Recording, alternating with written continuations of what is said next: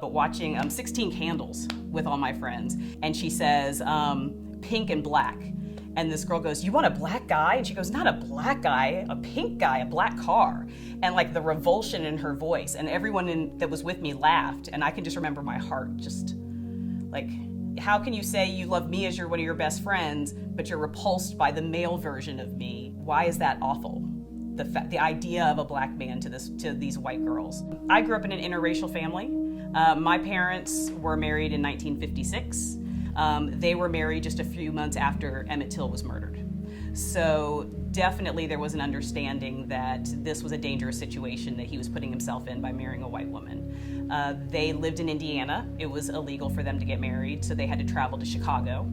And they got married in Chicago and moved back to Indiana, started having babies. I can remember, I was only 6 years old when we moved here, and I remember being with my sister, who's 6 years older than me, and her friends. And when they told them that we were moving to Apopka, her friends were like, "Oh my God, they're gonna burn a cross in your yard."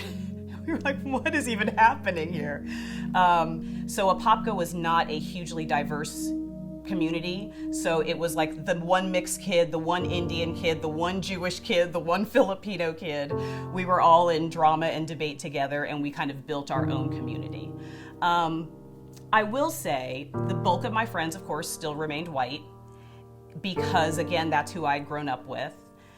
And I think there was a pressure. There was definitely a pressure to fit in. And it's not that they purposely put that pressure on me, but I wanted to be as much like them as possible. So I, straightened the hair. My hair had been straight from the time I was 6 years old until I got pregnant with my son. And at that point I was like, I'm done with this, and just shaved it off and started over again. As I got older and started to recognize, oh, this is not okay. Certain things that people say are not okay. Watching not the Breakfast Club, but watching 16 Candles with all my friends.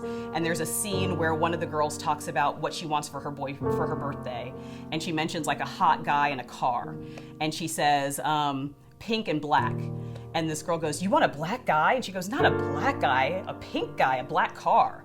And like the revulsion in her voice, and everyone that was with me laughed. And I can just remember my heart just like, why is that awful? The idea of a black man to these white girls. For me, I think the turning point was going off to college. Going to Florida State and seeing students from FAM, and it being the 90s and Spike Lee was hitting big. And I can almost remember like walking around going, oh, it's cool to be black. Like, this is a cool thing. I don't have to pretend to be as white as possible. I can absolutely just embrace being a black woman, and people will accept me just for that. When I went off to college and kind of started exploring who I was as a person, I decided service was going to be part of me. And so I joined AFIO, which is a service fraternity. And in that service fraternity, I met my husband, Matt. The t-shirt he was wearing at the time said, "I wish I was you so I could make love to me," which did not appeal to me at all. But he kind of grows on you, like a fungus, I used to say. And so we got married after college. So I'll introduce Matt to you.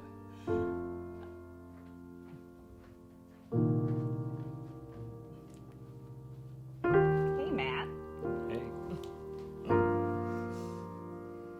So this is my husband, Matt. And we met my freshman year of college, and we have been together ever since. Almost 30 years.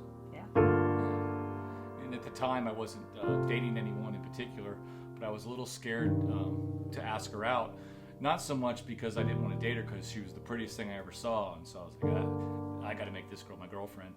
But I had a friend who at the time was dating a black girl, and his mother had called me on the phone, and she said, "I need you to talk to my son." And I said, "Well, what's the problem, She said, "Well, I just worry about him, he's dating this black girl, and I just worry that that's going to cause him all kinds of problems. And here I am, 20 years old, and your friend's parents that you've known in your lifetime are supposed to have wisdom and knowledge."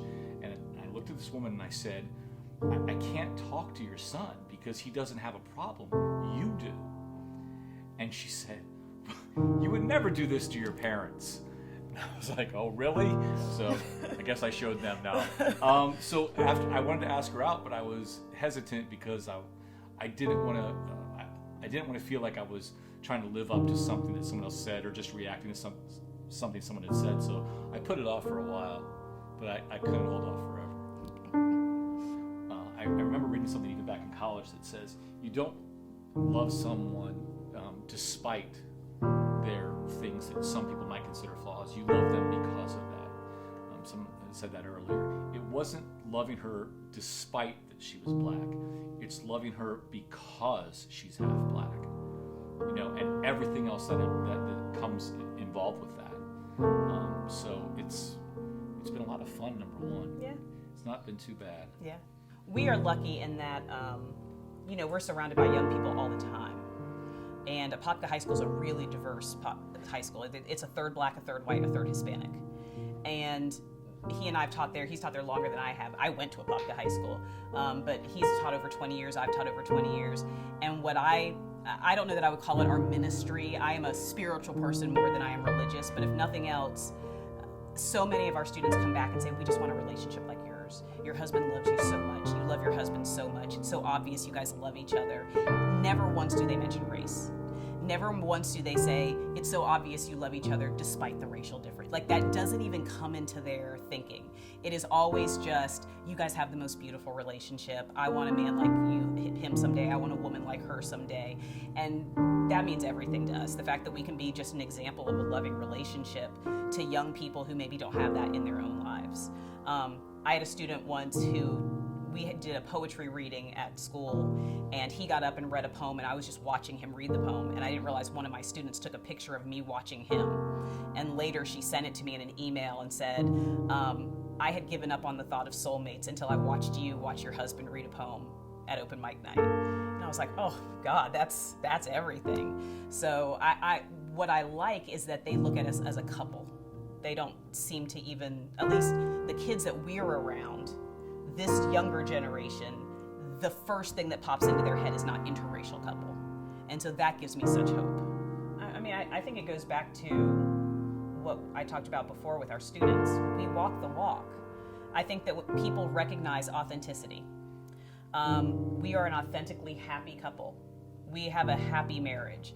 When my son was writing his college essays, I was like, you haven't had a lot of struggles in your life. Sorry, man.